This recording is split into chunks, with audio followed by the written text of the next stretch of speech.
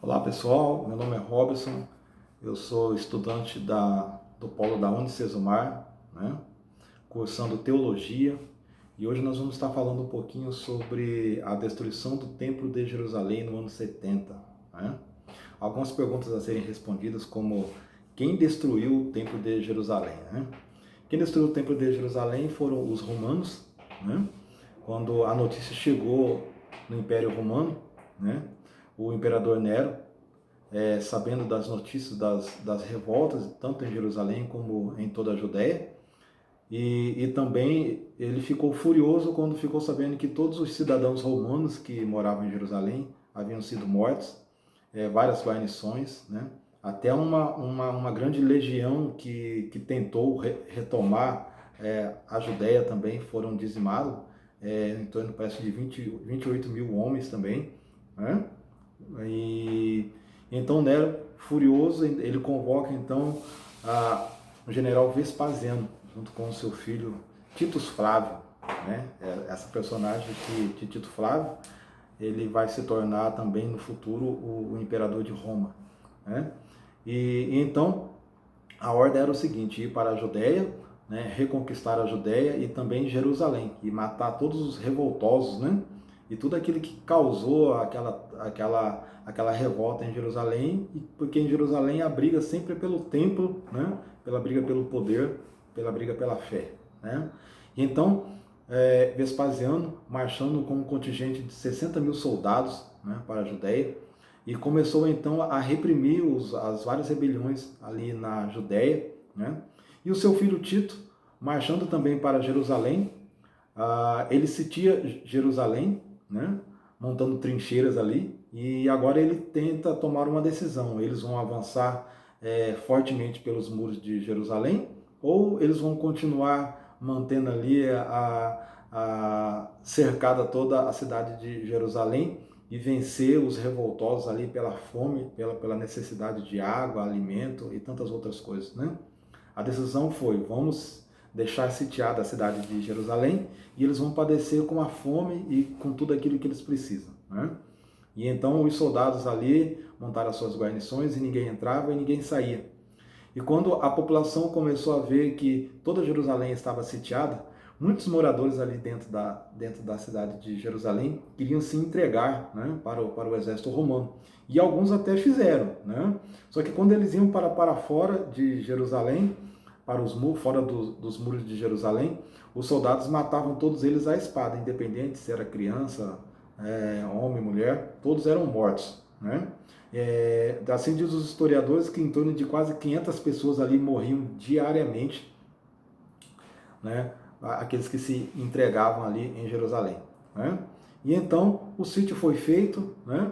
E agora o início dessa peleja ali, né? Dos romanos contra o, o exército, né? Como se diz assim, o exército judaico, que é considerado como a primeira revolta judaica, né? Os revoltosos, né?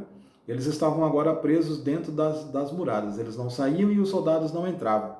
Mas conforme os anos iam se passando, né, também a fome começou a apertar. Né? O cerco iniciou ali no ano 66, finalizando no ano 70, né? E agora começava a faltar alimento para aquela grande multidão que estava dentro dos muros de Jerusalém. Né? Antes de iniciar o sítio, né, ali na cidade de Jerusalém, havia as festas, né, que aconteciam ali, e havia judeus do mundo todo ali. Né? Os historiadores dizem que em torno de quase mais de 1 milhão de pessoas estavam ali dentro dos muros de Jerusalém festejando, né, fazendo a sua peregrinação até o templo de Jerusalém. Mas agora, se passando mais de 3 anos ali, a fome começou a apertar, a comida havia acabado, né? E as facções, conhecidas como zelotes, né? Que eles tentavam dominar toda a população ali dentro, eles começaram então a tomar a alimentação do povo para que pudesse alimentar os soldados, né?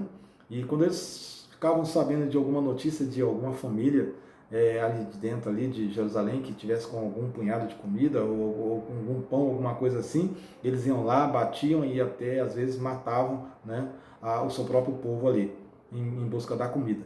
A fome começou a apertar de um certo ponto que eles contam que aquelas roupas de couro deles, eles estavam comendo as próprias roupas, né? Porque a fome começou a apertar. E nisso as mortes iam aumentando tanto do lado de fora, para aqueles que se entregavam, e para aqueles que morriam de fome lá dentro. E fora as revoltas internas que também matavam a muitas pessoas ali dentro, né? Mas ao término aí, né, desse período de fome, né, que foi se apertando, né, chegando no ano 70, o exército romano, que achou que ia chegar ali e ia vencer essa guerra rapidamente, já estavam ali há quase 4 anos, né, usando todas as suas máquinas de guerra para tentar destruir os muros, conseguiram uma brecha no muro, né, e então os soldados adentraram dentro das muralhas de Jerusalém. Né. As muralhas de Jerusalém eram muralhas altas, de pedras, né, eram 3 camadas ali de muro, mas agora o exército romano adentrou dentro das muralhas de Jerusalém. Existe um historiador chamado Joséfo que conta sobre a história da invasão de Jerusalém e conta que diz que os soldados eles estavam tão furiosos por eles estarem ali há tanto tempo, né, ali naquele sítio, que quando eles entraram eles começaram a matar indefinidamente, tanto homens, mulheres, crianças, jovens, né, quem eles achavam eles iam aniquilando e iam matando. Quando Tito, que futuramente se tornaria o imperador de Roma, né? Quando ele adentrou aos muros dentro, o historiador conta que diz que quando ele olhou os muros, né, o tamanho dos muros do lado de dentro, ele disse, realmente Deus entregou essa cidade nas nossas mãos, porque não haveria como eles destruírem aqueles muros de uma maneira normal, né? E os soldados, então, avançando pela cidade, começaram a matar indefinitivamente, né? Quando chegou ao templo, né, Tito então manda retirar todos os pertences de ouro, de prata, todos os utensílios, tudo aquilo que era de valor ali de dentro do templo, né? E para que fosse levado como despojo de guerra e levado até Roma, né? E os soldados então não se contendo, porque eles estavam furiosos, porque há tantos anos eles estavam ali, há quase 4 anos ali, né? O historiador conta que os próprios soldados romanos atearam fogo no templo, atearam fogo ao templo, né? Quando as chamas começaram a queimar o templo, né, o grande horror bateu no coração daqueles que ainda estavam vivos, porque nem todos ali em Jerusalém foram mortos, muitos foram levados como escravos, né, para vários lugares, né, um contingente muito grande de pessoas, e agora realmente os judeus viram o que eles fizeram, né? O templo de Jerusalém estava pegando fogo, né, e queimando tudo que havia ali dentro, né? E após as chamas se acabarem ali, né, as cinzas acabarem, conta-se que no teto do templo de Jerusalém havia ouro, e aquele ouro, conforme o fogo foi pegando, né, o ouro foi derretendo e caindo nas frestas das pedras, né, daqueles alicerces, né, e a história conta que eles começavam a remover todas as pedras, né, apesar que eles haviam recebido também uma ordem do imperador, né, para que destruíssem todo o templo e não deixasse pedra sobre pedra, né? E começaram então a remover as pedras dos alicerces, o assoalho, em busca do ouro, né? E espalham todas aquelas pedras do templo, que estavam nos alicerces, né? Espalharam pelo deserto, né? E ao ponto também de se cumprir uma própria profecia do próprio Jesus, que ele disse, né, que não ficaria pedra sobre pedra naquele lugar, né, está no livro de Mateus 24, né, o próprio Jesus já havia profetizado isso em tantas outras passagens bíblicas, né, que, ó Israel, né, que haveria de chorar, né, haveria de chorar ali pelo templo de Jerusalém, né, ó povo meu, né, e ali estava se cumprindo também a profecia do próprio Jesus, né, que não ficaria pedra sobre pedra naquele lugar. Quando Tito viu, né, tudo aquilo que ele fez, ele se vangloriou, né, se vangloriou ali. E ali então, o templo de Jerusalém, assim conta o historiador José, as pessoas que adentraram ali muitos anos depois, se não soubessem da história, não saberiam que ali havia um templo, né, que era o grande templo de Jerusalém, o lugar de adoração, né, o lugar da fé do povo. E a população ali também vivia daquele lugar. O povo de Jerusalém, eles se alimentavam das vendas que ali aconteciam em volta do templo, né?